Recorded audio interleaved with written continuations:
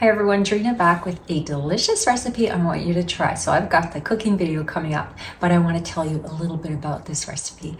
This comes from Dreena's Kind Kitchen and it's called Chickpea Satay Casserole. It's a one-pot wonder. You blend the ingredients, the sauce ingredients, pop it into a baking dish with your chickpeas and vegetables, let the oven do the rest of the work. It comes out fabulous. It tastes amazing. And the reason I want to show you this one today is because I use vegetables in the sauce. I puree them into the sauce. Am I trying to hide the veggies? No, I'm using the vegetables in a way to bring flavor, color, texture, and nutrition into the dish, along with the chickpeas and veggies that are already in there. Because look at the color of this dish. It's fabulous and the flavor is enchanting. It's amazing.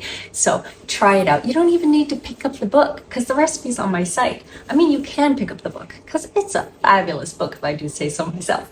But hop over to my site, try the recipe. Let's get going.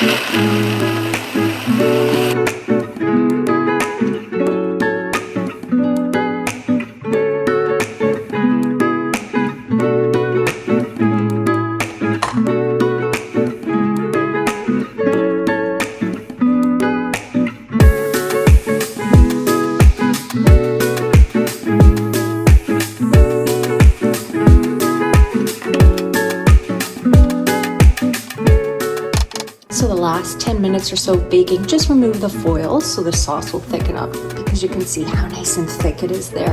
And it has great color with the black beans. I love it. To finish it, add a little sprinkle of cilantro or basil and then serve up. And here we are, served up. Doesn't that look gorgeous? I'm telling you guys, this is better than any dish you'll get at a restaurant. Give it a try. Enjoy this chickpea or black bean satay casserole.